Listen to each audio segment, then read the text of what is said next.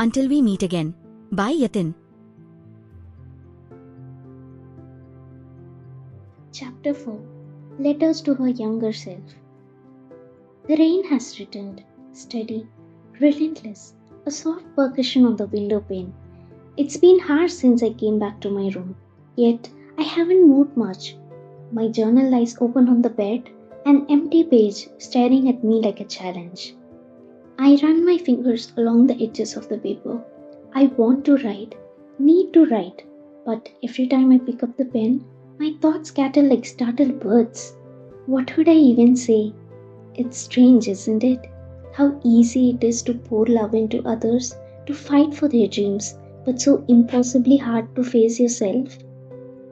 I close my eyes and let my memories pull me under. Her face appears. My younger self at 18, wide-eyed, stubborn, clutching a sketchbook and talking about books she'd write someday. She didn't know heartbreak then. She didn't know how dreams could bruise. I press the pen to paper, and this time I don't stop. Dear 18-year-old me, I'm sorry. I'm sorry I let you down. I'm sorry I stayed quiet when the world tried to silence you. I wish I had held your hand tighter and whispered, don't shrink to fit their version of you. You deserved better. You deserved a love that didn't ask you to erase parts of yourself to be enough. You deserve to stand in rooms that didn't dim your light. You deserved more mornings filled with excitement and fewer nights spent questioning your worth. But I let you forget. I let you believe you weren't capable, weren't beautiful, weren't enough. And for that, I ache with the guilt I can't shake. I'm not writing to fix the past. I know I can't. I'm writing to tell you, I'm trying now. I'm learning to choose us. Maybe I'll fail again. Maybe I'll stumble. But for the first time in years, I want to try. So here is my promise. I'll protect your dreams better this time. I'll protect you. Love, the version of you who's finally ready to begin again. By the time I finish, the ink is smudged from tears I didn't even realize had fallen. I clutched the journal to my chest and let myself cry. Not the silent restraint kind, but the messy, hiccuping sobs that leave your lungs raw. And strangely, in the middle of it, I feel lighter. Not healed, not whole, but like a light weight has shifted. There's a strange kind of magic in letting your pain bleed onto a page.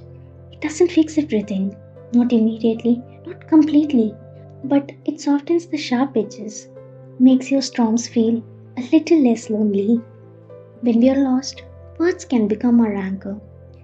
Writing isn't about being poetic or perfect. It's about being honest, about meeting yourself exactly where you are, messy emotions and all. Sometimes the act of writing is the first step to healing.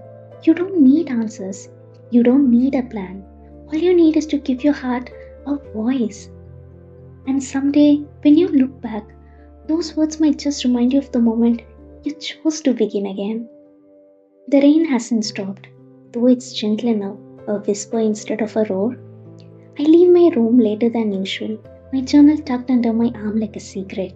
The cafe is mostly empty, the glow of candles scattered across tables, making the space feel softer, warmer. Vihan is behind the counter, sleeves rolled up, hair slightly messy as he sets a kettle on the stove. He gives me a small nod when I enter, the kind that feels like acknowledgement without expectation. I settle into my usual corner table, open my journal, and stare at the words I poured out earlier.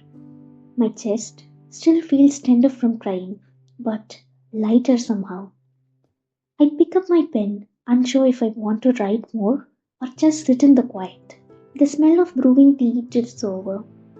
I sense movement and glance up just in time to see Vihan walking past my table.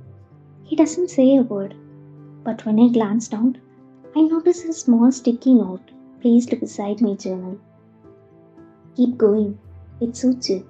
The words are written in a neat, blocky handwriting. His. I blink, surprised. then feel the corners of my lips tuck upward in an involuntary smile. It's such a small gesture, yet it feels enormous, like someone cracked a window in a room I didn't know was suffocating me. Later, as the power flickers again and darkness blankets cedar pines, I find myself on the porch with a steaming mug of tea. Bihan joins me, carrying his own cup. We sit in comfortable silence, watching the candlelight dance as shadows flicker across the wooden railing. The air smells of rain and pine, clean and crisp.